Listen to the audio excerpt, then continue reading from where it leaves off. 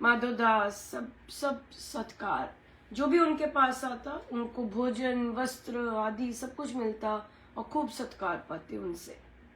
सो जब उन्होंने ऐसे कर्म करते तो उनका नाम डेफिनेटली होना था। और वे जनहित का काम करके वे और वंद्य नाम उन्हें मिला, पूजनीय उपमा। सो वंद्य नाम से वे प्रसिद्ध हुए, जो कि बना वंदा और वंदनीय।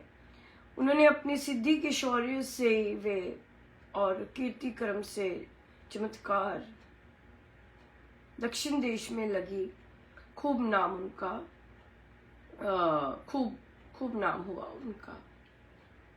देखिए, जिनको नाम की भूख नहीं होती उन्हें नाम और मान संसार से जब मिलता है, they are okay with it, they don't have a problem. जिनको भूख होती है वो उस भूख के लिए बहुत कुछ करते हैं, दूसरों को नीचे दिखाएंगे, दूसरों को पस्से मारेंगे। पर जिनको नाम की भूख नहीं होती वो कहीं भी मर्जी बैठ जाए, क्योंकि उनको नाम की भूख नहीं है। वो आगे बैठे, बीच में बैठे, पीछे बैठे, जहां मर्जी बैठे, उनको परमेश्वर नाम देते हैं अगर परमेश्वर ने उन्हें नाम देना है। ये चीजें परमेश्वर से मिलती हैं। ये जितना मर्जी आप इसके पीछे भाग लो उससे नहीं मिलेंगे, मिलती ही नहीं है। ये चीजें नहीं है, ये चीजें परमेश्वर के हाथ है। सो अगर आपको परमेश्वर ने सबसे आगे बिठाया है, अगर नाम मिलना है तो मिलेगा। अगर सबसे पीछे बिठाया है, पीछे बैठ के भी नाम मिलना है तो मिलेगा। आप उसके प्रति ईर्ष्या करेंगे या आप उसके प्रति sarcastic या टॉन्ट करेंगे, मन ही मन करें बेशक, वो आपकी प्रॉब्लम है। वो जिसको जहां प्रभु बिठा रहे उसकी प्रॉब्लम नहीं है। ये बहुत इंपॉर्टेंट है। बहुत सुंदर चर्चा बच्चों के साथ हो रही थी, तो एक बच्चे ने पूछा कि जैसे बात कर रहे थे कि अगर आपको कुछ लगे आप जरूर बोलें। तो बच्चे ने पूछा कि अगर हम बोलते हैं तो हमें बोला जाता है कि तुम इस बात में इंटरफेयर ना करो। तो यहाँ पे बच्चों को ये स्किल सीखनी पड़ी, बहुत जरूरी है कि सबसे पहले तो आप कहाँ बोल रहे हैं, राइट। अगर आपको लग रहा है कि आप अपना काम कर रहे हैं, दो एडल्ट्स बात कर रहे हैं और एक एडल्ट जो है वो दूसरे को बुली कर रहा है या उसके साथ अन्याय कर रहा है, तो आपके अंदर आ रहा है कि मैं कुछ बोलूं, अंदर से आ रही है एनर्जी। हाँ, मन से नहीं आ रही, अंदर से आ रहा है कि भाई ये तो ठीक नहीं हो रहा। लेकिन आप देखते हैं कि यहाँ पे एडल्ट्स बात कर रहे हैं और आप शायद इस चीज के कारण हिचकते भी हैं। तो जहाँ थोड़ा सा पॉज आता है, आप बोल सकते हो वहां पे, एक्सक्यूज मी, क्या मैं कुछ बोलूं प्लीज, मेरा बहुत मन हो रहा है बोलने का। और फिर क्योंकि आपने क्या किया, आप झुके, ये झुकना है, विनम्रता से आपने परमिशन ली, क्या मैं बात कुछ करना चाहती हूँ, क्या मैं कुछ बोलूं, ये चीज। तो यहाँ पे जो आपकी अंदर से एनर्जी आ रही है वो और बूस्टअप हो जाती है। और फिर जब आप करते हैं, जो आपको लग रहा है कि एक्चुअली मैं सुन रही थी आपकी बात, मुझे लगता है कि आप ये बहुत वन साइडेड है, और अपना जो भी आप अन्याय हो रहा है, जो भी जैसे भी हो रहा है, आप बात कर सकते हैं। और फिर अगर कोई कहता है आपको एज अ यंग अडल्ट हैं आप, फिर आपको कहता है कि आप इंटरफेयर मत कीजिए, तो आप कह सकते हैं कि पर मुझे लगा कि मुझे करना चाहिए, और but that's up to you, अगर आप लेना चाहें कि नहीं, and then walk away, walk away. So usually teenagers और यंग बच्चे नहीं आते बड़ों के, जब बड़े बात कर रहे होते उनका मामला है, दे इट्स नॉट। लेकिन जब आपको अंदर से प्रेरणा आती है तो आप बिल्कुल राइट ढंग से एक्सक्यूज मी कह के और बीच में बड़े डिसेंट वे से इंटरवीन कर सकते हैं, राइट? क्योंकि जो ढंग आप अपनाते हैं इंटरवीन करने का, वो आपको ऑलरेडी विक्टोरियस बना देता है, सो जिस तरह से आप बात करते हैं, जिस तरह से आप अप्रोच करते हैं, वो आपको ऑलरेडी विक्टोरियस बना देते हैं। क्यों? क्योंकि अंदर से वो प्रैक्टिस करना कि एक्सक्यूज मी, क्या मैं कुछ कह सकती हूँ, या मैं कुछ कह सकता हूँ, एक्सक्यूज मी, मैं कुछ कहना चाहता हूँ, ये सारी डिफरेंट चीजें हैं और आप जरूर बोलिए। अक्सर यंग बच्चों को और ग्रोइंग एडल्ट्स को, यंग एडल्ट्स को, जो उनके पेरेंट्स होते हैं वो उनकी सुनते नहीं हैं और अपने सो कॉल्ड एक्सपीरियंस की बात बच्चों को बोलते कि तुम्हें नहीं पता, तुम नहीं। बच्चों को बहुत क्लियरली पता होता है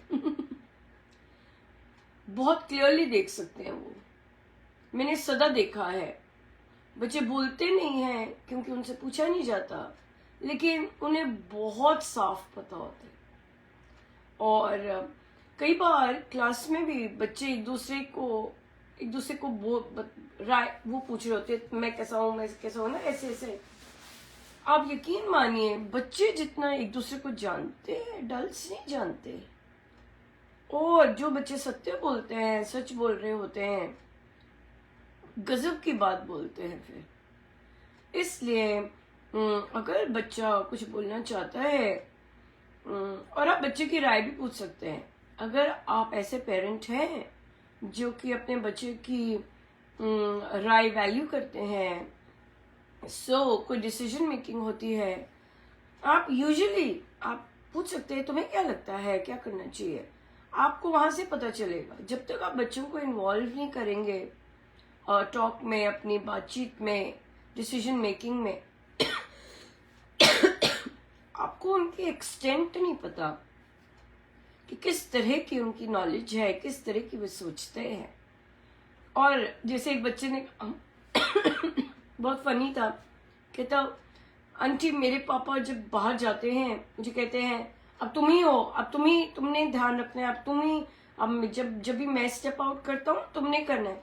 और कहते हैं आंटी वो 100 टाइम्स रिपीट करेंगे, और वो बच्चा कहता है कि मुझे एक बार में समझ आ जाता है, लेकिन वो 100 टाइम्स रिपीट करते हैं। वो क्यों करते हैं रिपीट? वो इसलिए क्योंकि उन्होंने कभी डिसीजन मेकिंग में अपने बच्चे की राय नहीं मांगी।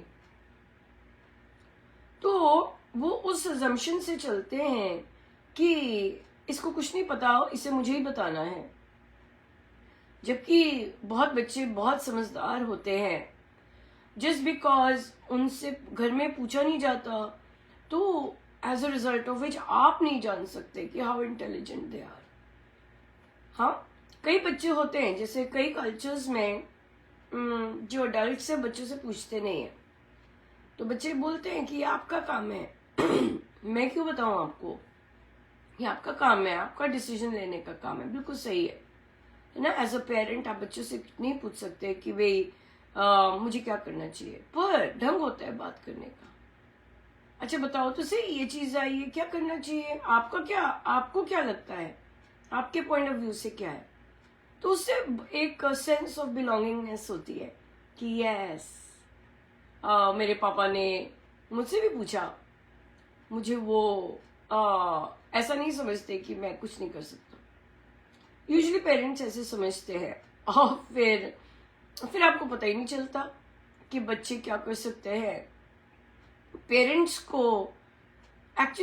शायद प्रूव करने में लगे होते हैं कि आई नो इट, तुम मुझसे पूछ के काम करो, मैं तुम्हें बताता हूँ, मैं ठीक हूँ। और बच्चे की बच्चे की डिसीजन मेकिंग, बच्चे की पॉइंट ऑफ व्यू वैल्यू नहीं करते, सुन भी नहीं रहे होते। और फिर बेचारा बच्चा क्या करता है, सारी उम्र उन्हें प्रूव करने के लिए लगा रहता है कि मैं भी मैच्योर हूँ, मैं भी डिसीजन ले सकता हूँ।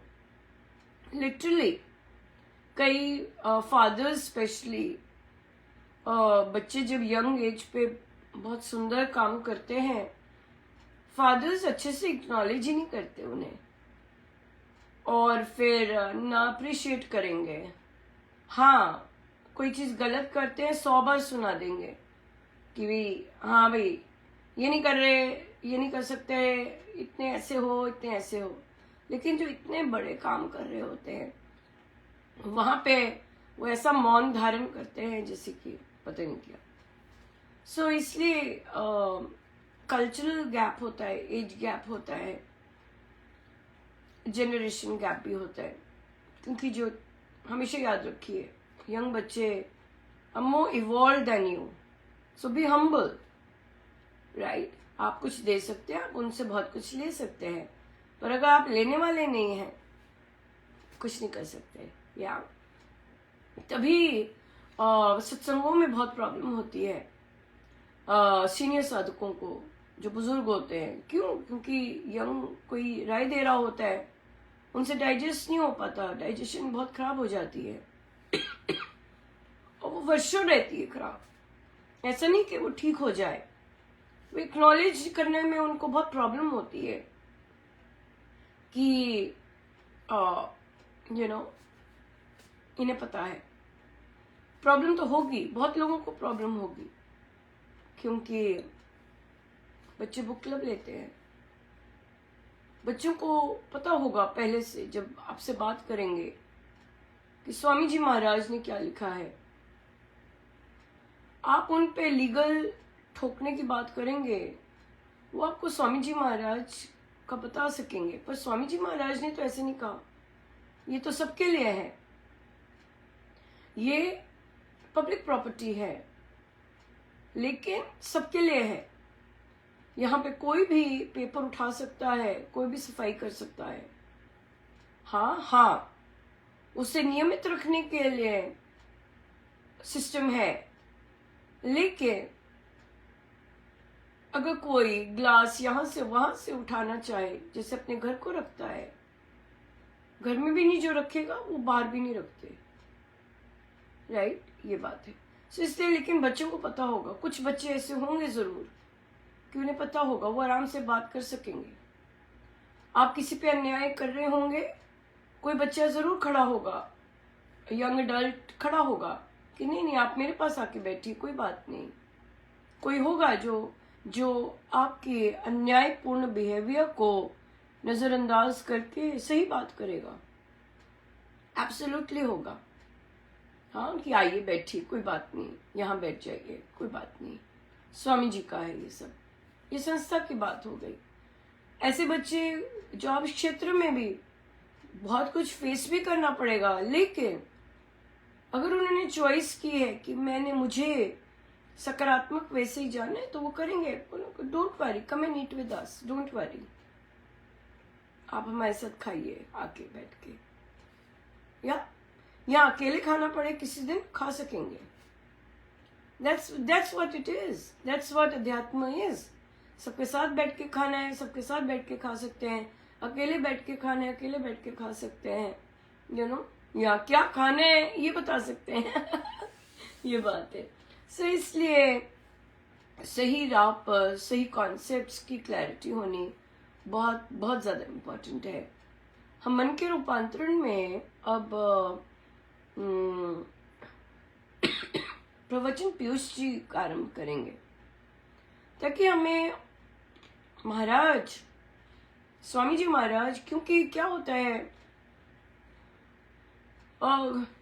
लोग ग्रंथ पढ़ते नहीं हैं और अपनी शक्ति और अपने सो कॉल्ड व्हाटएवर के बेसिस पे कुछ भी ठोकने शुरू कर देते हैं।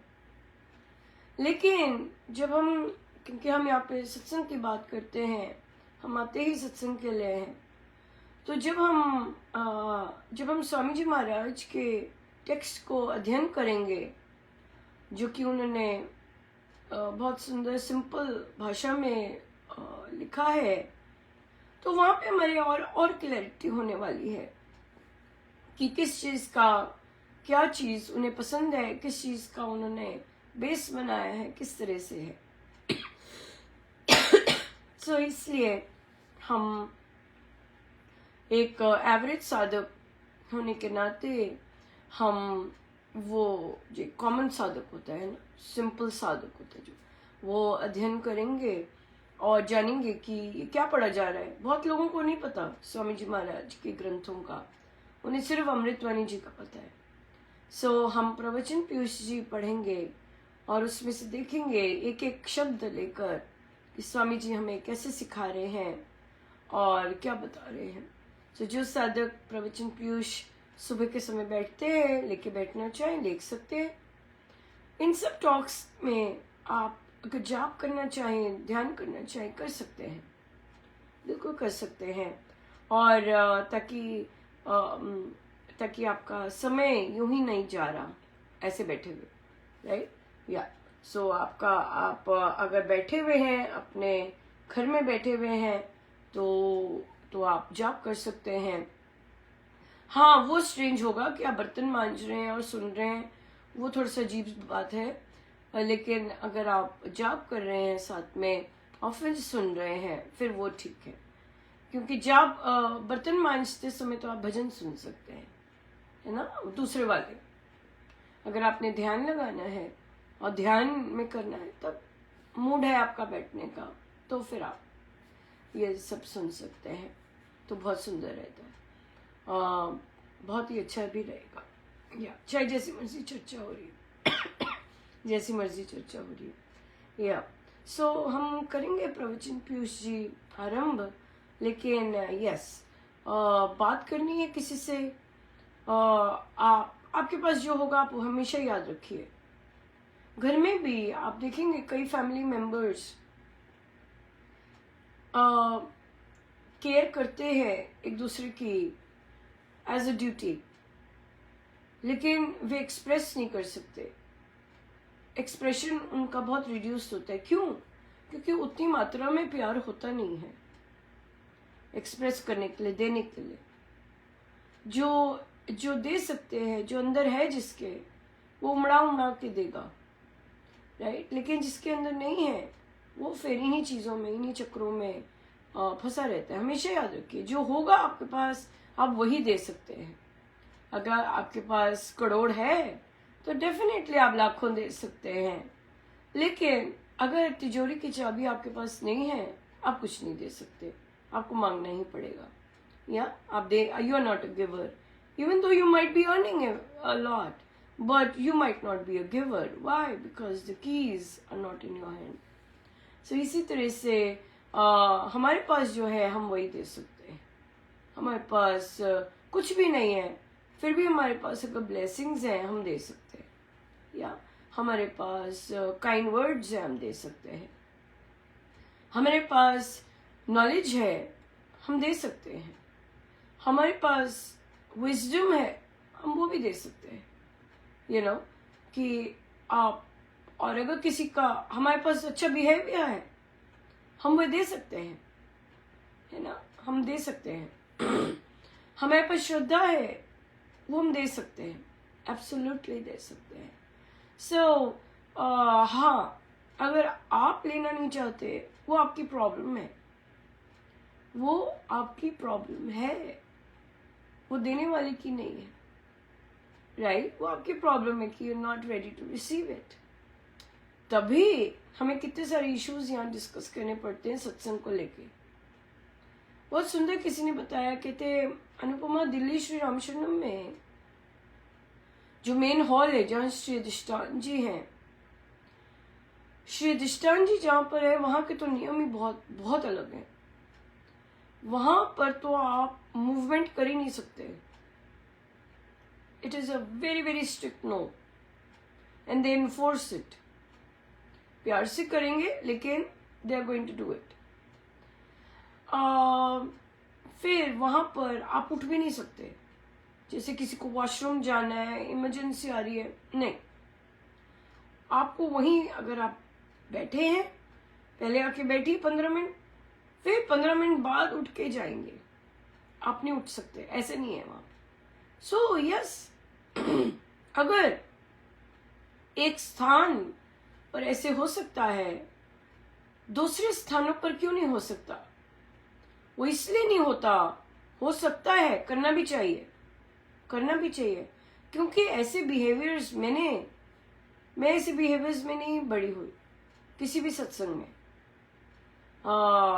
जहाँ मैं ग्रो की और जहाँ महाराज श्री रामशरणम लेके आए, वहां पे हमने ऐसे बिहेवियर्स नहीं देखे, दिखे ही नहीं। या तो क्या है, जब आपने ऐसे बिहेवियर्स नहीं देखे होते और महाराज आपको कहीं बिठाते हैं, इसका मतलब है कि वहां की स्पिरिचुअल एनर्जी बहुत लो है। भौतिक एनर्जी बहुत हाई हो सकती है, धन पोजीशंस बहुत हाई हो सकते हैं, लेकिन स्पिरिचुअल एनर्जी, क्योंकि अगर कोई एक नॉर्मल सा साधक आपको बोल रहा है चुप कर जाओ, तो इसका मतलब डेफिनेटली है कि आपकी जो स्पिरिचुअल एनर्जी बहुत लो है। फर्स्ट, आपको दिख नहीं पा रहा कि कोई जाप कर रहा है। सेकेंड, आपने ही प्रणाम करके जाप का शुभारंभ किया है, राइट। थर्ड, आपको गुरु आज्ञा भूल गई और बहुत सारी चीजें, राइट। सो इसलिए ये स्पिरिचुअल एनर्जी होती है। तो स्पिरिचुअल एनर्जी जब लो होती है तो हम सत्संग के बेसिक चीजें भी करने में सक्षम नहीं होते। एनर्जी लो है ना। आपने आज मेडिकेशन नहीं ली, आपने सत्संग की मेडिकेशन ली, लेकिन वो आपको लगी नहीं, गुरु कृपा नहीं हुई, तभी ये बिहेवियर्स होते हैं। सो जो कोई ऐसे बिहेवियर्स दिखते हैं, तो महाराज उन्हें समझाते हैं कि ये लो स्पिरिचुअल एनर्जी है। डिफरेंट लेवल्स की स्पिरिचुअल एनर्जी होती है। जैसे अभी हमने बात की कि अंदर का जो गर्भगृह बोलेंगे, है ना, जहाँ श्री अधिष्ठान जी है, वहां पे आप चूंचा बिल्कुल नहीं कर सकते, कुछ भी नहीं कर सकते। लेकिन वहीं बैठने वालों के बिहेवियर्स बहुत अलग स्पिरिचुअल एनर्जी के हो सकते हैं। ये नहीं कि टॉप क्लास के होंगे, नहीं, उसकी भी बहुत डिफरेंट एनर्जीज होती है, राइट। या तो ये सारी चीजें होती हैं कि आप अपने आप को कितना सुधारते हैं, कितना आप रिस्पेक्ट करते हैं दूसरे के पर्सपेक्टिव्स को, और कितना आप ग्रहणशील होते हैं, रिस्पॉन्सिव होते हैं, हाँ, रिसीवर्स होते हैं, ग्रहणशील होते हैं, बिल्कुल। सो इसलिए ये सबके साथ होता है, लेकिन हो भी सकता है प्रोवाइडेड हम सही ढंग से साधना कर रहे हैं, तो दैट्स इट, नथिंग एल्स। सही ढंग से साधना कर रहे हैं तो चारों ओर से, हर जगह से सफलता मिलती भी है, होती भी है, and you can experience amazing things. या एब्सोल्युटली। सो इसलिए बात ये है अपने उत्थान की सोचना, अपने उत्थान की सोचना, और फिर जो स्थान आप बैठे हैं, प्रभु ने आपको बिठाया है, वहां जैसे जैसे कंट्रीब्यूट कर सके वैसे वैसे करना। सिंपल। जो प्यार दे सके प्यार दे, जो डिसिप्लिन दे सके डिसिप्लिन दे, जो ज्ञान दे सके ज्ञान दे, राइट। और जो केयर कर सके केयर करे। सो जो सब घर में भी ऐसे ही है, सबकी डिफरेंट स्पिरिचुअल एनर्जीज है। जो जैसा कर सकता है वो वैसे ही कर सकता है। आप देखिएगा, घर में कोई एक सामान कहीं से लेता है, यूज करके वापस रख देगा, है ना, नॉर्मल बिहेवियर है। लेकिन जिसकी स्पिरिचुअल एनर्जी बहुत लो होती है, वो क्या करेगा, सामान लेगा, यूज करेगा, वहीं रखेगा, राइट, वहीं रख के चले जाएगा। ये लो स्पिरिचुअल एनर्जीज है। या सो यस, सो अपनी स्पिरिचुअल एनर्जी बढ़ानी तो हम उस पर काम करना पड़ेगा। और बहुत सुंदर, बहुत ही सुंदर ये बच्चों के साथ हम डिस्कस कर रहे थे, क्योंकि बच्चों को अध्यात्म और धर्म के बीच में जो डिफरेंस है, धार्मिकता और आध्यात्मिकता में बात कर रहे थे कि श्री रामशरणम क्या है और स्वामी जी महाराज क्या है। तो उन्हें बोला कि कई लोग रेंट पे रहते हैं, राइट, रेंट पे रहते हैं, तो जो लोग रेंट पे रहते हैं क्या क्या रूल्स होते हैं घर के, बच्चों को पता थे। कहते हम कील नहीं लगा सकते आंटी, वेरी नाइस, कील नहीं लगा सकते, हम चेपियां भी नहीं लगा सकते, टेप टूप नहीं लगा सकते। हाँ, किराए का घर है, राइट, बिल्कुल। तो और बच्चों से पूछा कि हॉस्टल में रहते तब क्या कर सकते हैं। कहते कि वहां पे भी आंटी हमें दीवारों का ध्यान रखना होता है, रूम क्लीन होना चाहिए और वॉल्स तो बिल्कुल क्लीन होनी चाहिए। बहुत सुंदर, बहुत सुंदर। अपना घर है तब क्या कर सकते हैं, तब डेकोरेशंस कर सकते हैं, अपने मनपसंद का पेंट लगा सकते हैं, हाँ, और अपने मनपसंद का सब कुछ कर सकते हैं, अपना घर हो तो। या तो मैंने कहीं से सुना था तो मैं वही आपसे शेयर कर रही हूँ। तो उन्होंने कहा कि जो बॉडी है ये रेंटेड हाउस है। मुझे इतना अच्छा लगा। तो इस रेंटेड हाउस में अक्सर हमें क्या करना होता है, बस सफाई रखनी होती है इसमें, या इस रेंटेड हाउस में। लेकिन जो अपना घर है, जो आत्मा है, उस पे काम करना होता है। हम ऑपोजिट होते हैं। हम क्या करते हैं, बाहर रेंटेड हाउस पे काम करना बहुत शुरू कर देते हैं, हाँ, जबकि अंदर जो अपना घर है वहां के लिए कोई सेविंग नहीं रखते और फिर वो ऐसे ही रह जाते हैं खाली बेचारा। तो अंदर से शुरू करनी होती है जर्नी। अगर आप अपनी बॉडी को ठीक करना चाहते हैं, आप अंदर से शुरू होइए, अपने स्पिरिचुअल जर्नी से शुरू होइए। स्पिरिचुअल को अच्छा स्ट्रांग बनाएंगे तो फिर जर्नी बाहर को निकलती है। तो फिर इस रेंटेड हाउस का भी ध्यान रखने का मन करेगा, इस रेंटेड हाउस को भी साफ रखेंगे। क्यों? क्योंकि वो अंदर से स्पिरिचुअल एनर्जी बाहर आ रही है। सो जब भी बच्चों को गाइड करना है तो उन्हें आराम से बता सकते हैं rented house versus permanent house. लोग परमानेंट हाउस में इन्वेस्ट करते हैं और करना भी चाहिए, जो कि आपकी सोल है, सोल कंटेंट है, वो आपका परमानेंट चीज है, उस पर इन्वेस्ट कीजिए, उसको साफ कीजिए, उस पर अच्छे कर्म डालिए। अगर डाल नहीं तो निष्काम कीजिए, निष्कामता का गुण डालिए। स्पिरिचुअलिटी अपनी आत्मा पर आवरण हटाइए या फिर उन पे डालिए, और फिर वो जो चीज है वो आगे जाएगी, वो आपको मेंटल हेल्थ भी देगी, राइट। आपका ग्रो करने को मन करेगा, आपको ऐसे काम करने का मन करेगा जिससे ग्रोथ हो और आपका अंदर जो इनर सेल्फ है वो और प्रकाशित होता है।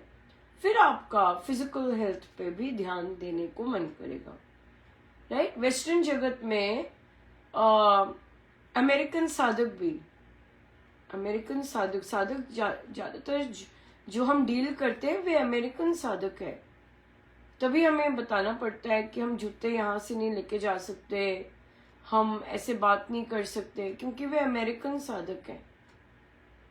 होते तो वो हिंदू हैं जन्म से, पर सोसाइटी उनके अमेरिकन साधक होते हैं। सो बड़ा मुश्किल होता है ना, हिंदू साधक, इंडियन साधक जो अपने आप को हिंदू मानता है, इंडियन साधक, उसके लिए कहना कि भाई जूते क्यों लेके आ रहे हो, हेलो, यहाँ नहीं बात करते, है ना। वो दूसरी चर्चेस की मेंटालिटी आती है, वहां पे आ जाती है, कहीं भी बात कर लिया, कुछ भी कर लिया। लेकिन हिंदू गर्भगृहों में या साधना के स्थानों में उनको पता होता है कि यहाँ पे बात नहीं होती, है ना, बहुत डिफरेंस होता है। सो इसलिए फिर वो क्या है कि फिजिकल हेल्थ पे तो बहुत ध्यान देते हैं, सब पतले फिट, है ना, बहुत सुंदर ध्यान देते हैं। क्या? रेंटेड हाउस पे। रेंटेड हाउस पे बहुत ध्यान देते हैं, लेकिन स्पिरिचुअल खोखला रह जाता है, खाली रह जाता है। वहां पर ट्रांसफॉर्मेशन का, अपनी धोने का, अपनी आत्मा की धुलाई का काम नहीं किया होता। So, इसलिए रेंटेड हाउस पे काम सफाई का ही काम है, साफ रखने का काम है। जो परमानेंट हाउस में हम सबको उस पे काम करना है। जितना काम करेंगे उस पे, उतना आप देखेंगे कि बाहर का जो हाउस है बहुत अच्छा है। यहाँ रेंटेड हाउस भी अच्छा बन जाता है। यहाँ बिल्कुल पता है परमानेंट हाउस है, पता होना बहुत जरूरी है, ये पता होना बहुत जरूरी है। तो बच्चों को पसंद आया ये बहुत अच्छे से, और समझ भी आया, तो मुझे भी बहुत अच्छा लगा था। बहुत अच्छा लगा कि बच्चों के साथ शेयर कर सकी मैं। बहुत अच्छा था। आपके साथ भी आज मौका मिला शेयर करने का। या rented house and permanent house, my house, you need to know आपका घर क्या है। हाँ, ऊपर कहीं आसमान में नहीं है, अंदर अंदर है आपका अपना घर। उस पे काम करना है। या आइए सीधे होके बैठे।